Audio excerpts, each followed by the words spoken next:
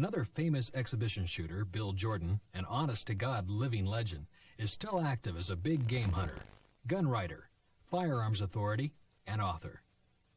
He's been a major figure in American law enforcement and on the sport shooting scene for over half a century. During a 30-year stint in the U.S. Border Patrol, he took time out during World War II and the Korean War for combat duty as a Marine officer. It can positively be said that Bill has smelled a lot of gun smoke, heard a lot of shots fired in anger, and been successful on many occasions when the targets were shooting back. Bill's book, No Second Place Winner, is the classic text on gunfighting. Jordan holsters and revolver grips are known to handgunners everywhere. In 1965, after retirement from the Border Patrol, Bill became a field representative at large for the National Rifle Association. He is a master in pistol, small bore, and high-power rifle competition, and holder of the NRA Distinguished Marksman Badge. In 1976, Bill was the winner of the Outstanding American Handgunner Award. The instructive exhibition you're about to see was performed when he was an NRA representative, when he was 64 years old. This performance was advertised as the fast man with the slow drawl.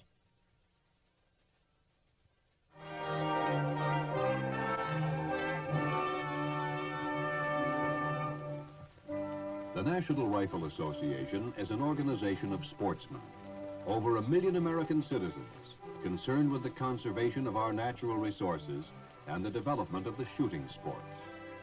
But the responsibility of the NRA doesn't stop there.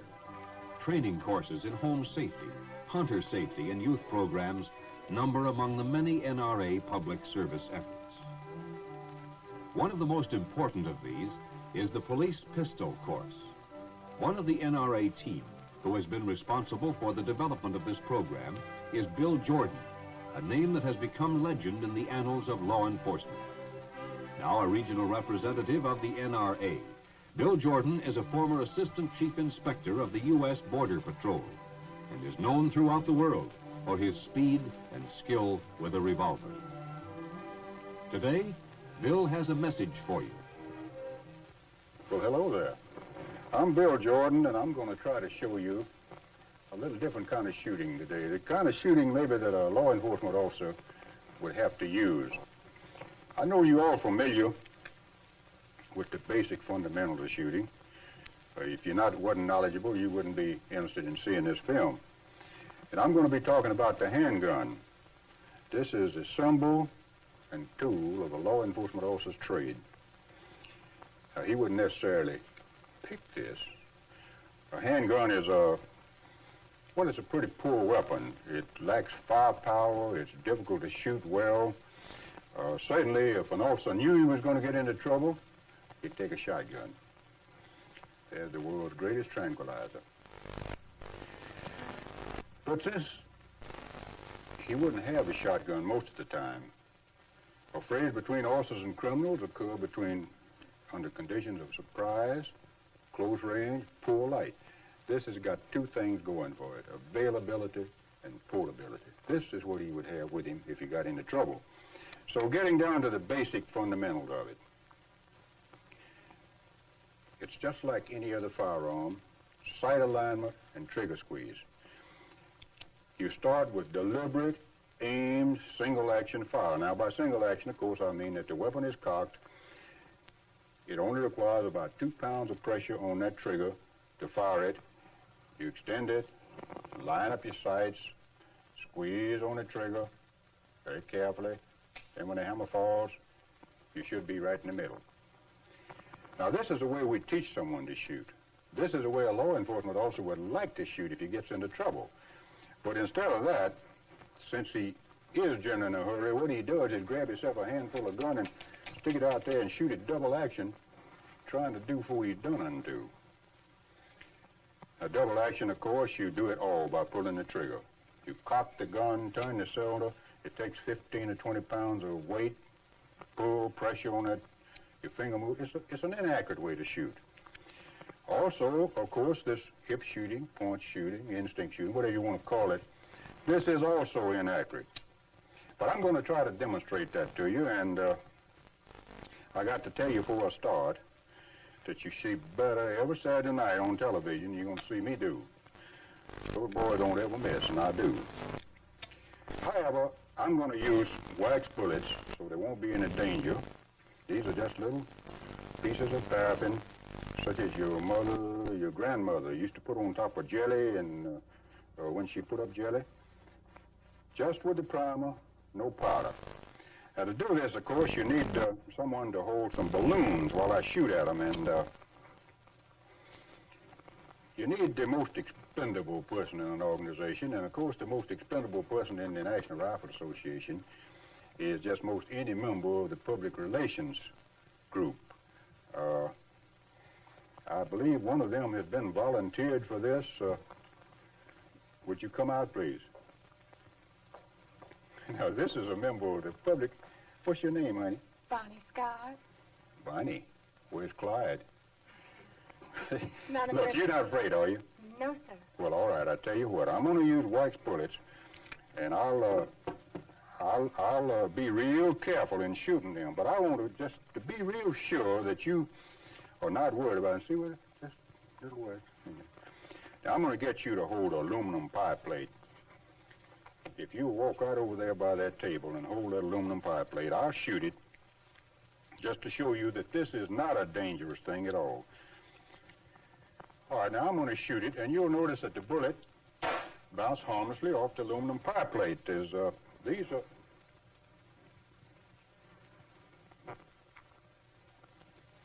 The bullet was supposed to bounce. You know, it's so hard to get a good aluminum pie plate anymore.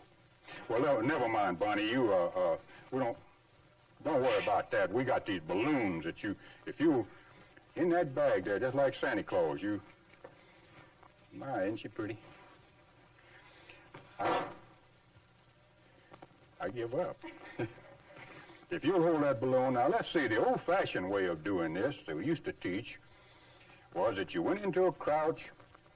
Of course, this is rough on the crease of your trousers. Then you pull your gun, and with your forearm parallel to the ground, your wrist still, you shoot. Get another balloon, will you, Bonnie?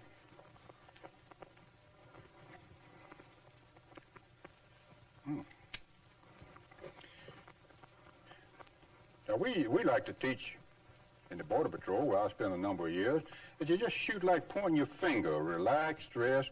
I don't know how accurate that is. I never could get my finger to shoot, but you just pull the gun out and shoot. Get another balloon, Bonnie.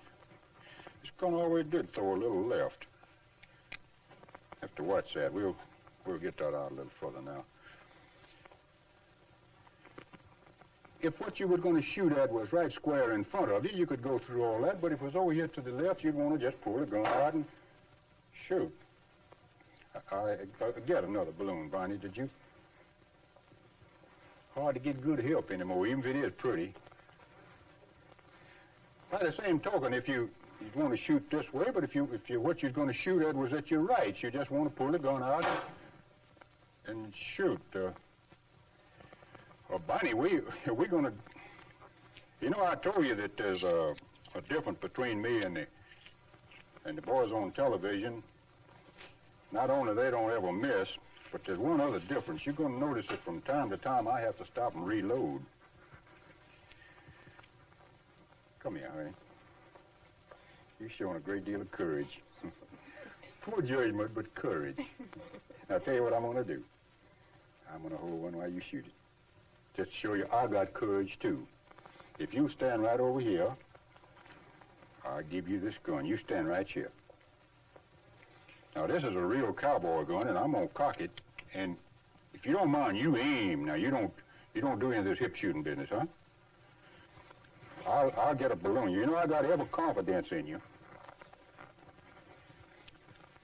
I got every confidence in you. Whenever you're ready, you...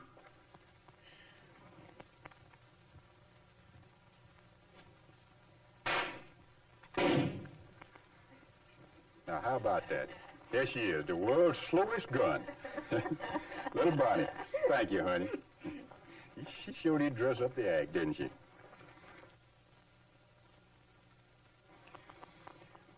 Well, you know, These television boys generally don't actually shoot anybody. They shoot the gun out of the villain's hand. I guess that's all right for them because they don't ever miss, because if somebody was pointing a gun at you, well, you'd be subject to thinking that he intended to use it on you. I'm going to try, though, to shoot an object about the size of a gun in a man's hand with this hip shooter. That's about the size of a gun in a man's hand. As a matter of fact, that's about the size of a barrel of a .38 Special in a man's hand. You better believe it. I'm going to put on these glasses for this, because I just wear these if I want to look at something. I'll stick this down here and take a try at it.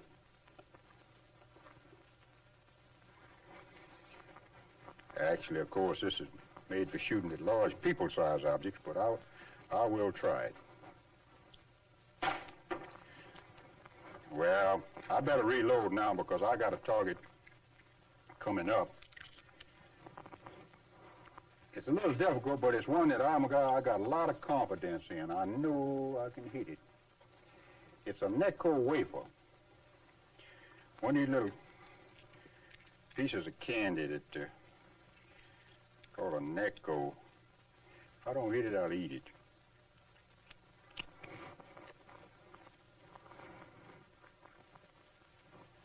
I may find out what that tastes like.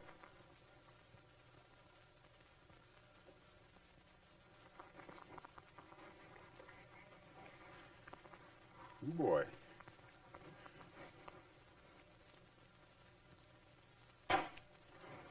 I'm gonna eat one of them one of these days anyhow. I've been wondering what they taste like. Well, here's one that does give me a little trouble. That's a lifesaver, and sometimes I shoot right through the hole on that one.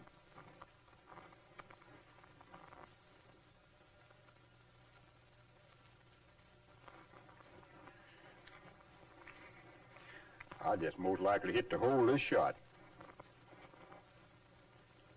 There you are, right through the hole. Well, let's see if I can hit the edge of it now. Yeah, well, about all that's left is the hole. Now, that's really not an aspirin. That's one of them little ones, the big ones. It's got buffering added. I'll put it up there and shoot at it, though.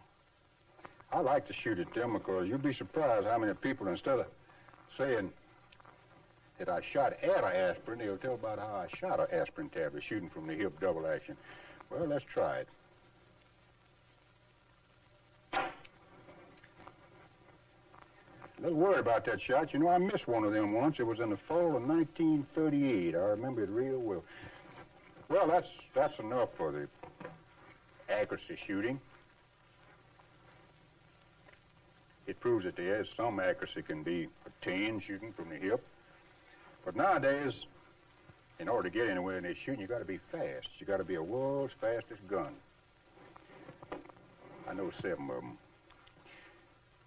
The old timers were at a little disadvantage. Nowadays, we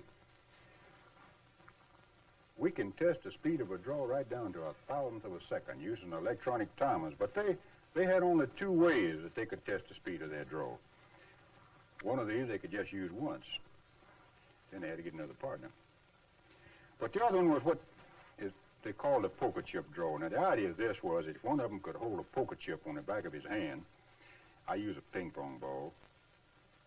I think they would have used ping pong balls, except that poker chips were much more available in those days than ping pong balls. If they could hold that on the back of their hand, drop it, draw, and shoot before it hit the ground, then that man was considered to be a real fast gun, and all the rest of them all kind of stiff-legged around him was real polite to him. I'm going to try this using blanks. It's a little difficult to get your ear and your eye together, so watch this ball, listen for the shot, and see if I get the shot off before it hits. I'll hold it here, drop it. Did I make it? Well, how far did the ball drop? To my knee? You got any idea how far it is from here to my knee? Well, we'll try that again. Actually, if you want to do this and you're not sure that you can, the thing to do is to cheat. By that, make the ball drop a little slower. Seem to be dropping faster every year to me for some reason. But I got a system for dropping it slower. I tap it with the gun barrel. That's cheating, but I'll show you how it goes. It's cheating, but it's impressive. You hold it. See, this gives you more time. While that ball is in the air, then you can shoot. Let's get back around to how far that ball dropped. Now, if I hold it here, drop it, draw, shoot, and hit it at the same time, I guess that's how far it dropped. We'll see. And keep your eye on the little ball now and see if I guess that's how far it dropped. Let's see if I can bounce it straight up one time. It's a little hard to hit a round object with a round gun barrel, but I'll just see what I can do by going like that, straight up in the air. Well, let's see how this looks in slow motion.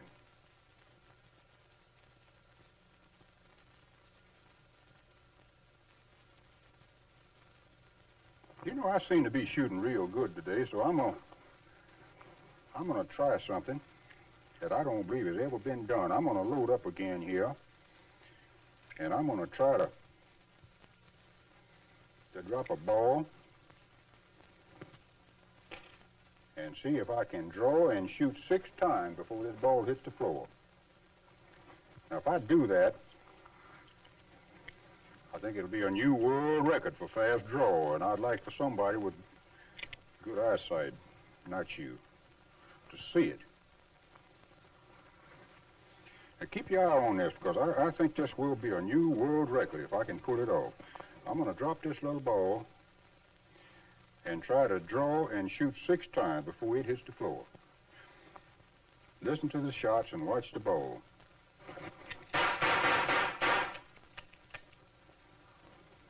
Oh, well, I didn't get but 5 shots off. That's just a story of my life. One of them was a blank. That's just a little trick, of course. Actually, the hard part is dropping it in that hole. Or getting the gun out is no problem. I'll do it again, just let you see it go in. It's just a little trick, but it is kind of amusing. We'll drop it in there and let you... Now, you can cheat on this, just like you did on the other. And the way to cheat here, because it's so hard, you see that ball and that hole is about the same size, and you have to drop it straight in there. It's easier if you get your hand down closer to the gun. Now, I guess the closest you can get it is to touch the butt of the gun. I'll see if I can show you what I mean. You get to? Of course, that's cheating. But it works all right when you do it that way. Well, we might as well try this in slow motion, too, and see how it looks.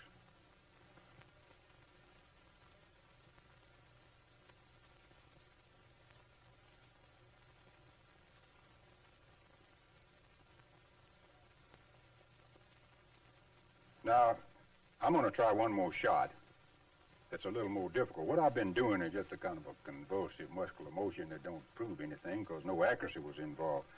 But I'm going to try to drop one of these ping pong balls, draw, and shoot it with a wax bullet before it hits the floor. Just to show you that even if you get in a big hurry, you're still controlling that gun. Now, of course, this is dangerous. My foot down there.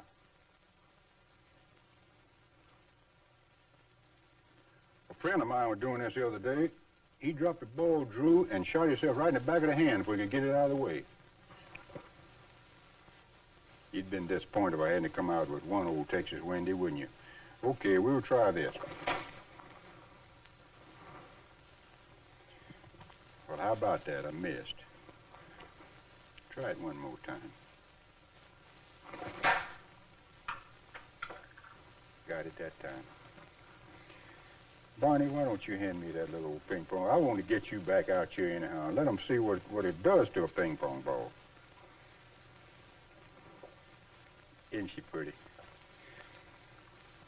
You see that? A ping pong ball is tough. That could have been your pretty little old thumb. I think you ought to give her a big hand again.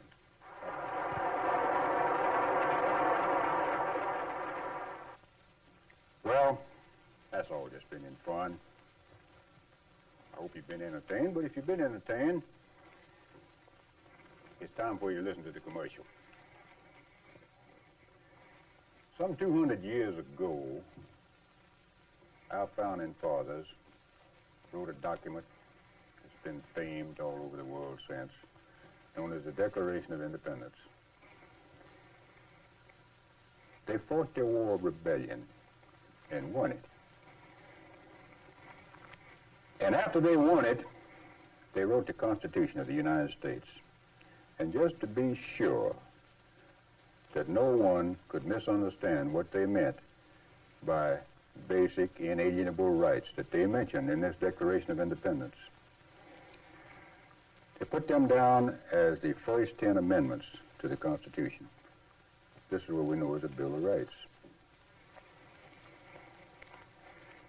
Now here is where we get all of the rights that make the difference between a man and an animal. We have the right of free speech, of free press, trial by jury, peaceful assembly, all of these. And the second of these, I'll quote for you. A well-ordered militia being necessary to the security of a free state, the right of the people to keep and bear arms shall not be infringed. Now this is a right that we're talking about. This is not a privilege. This is something guaranteed to us by men who fought and died so that we would have these rights, that we would be able to raise our children with these rights. Some of them we are in danger of losing.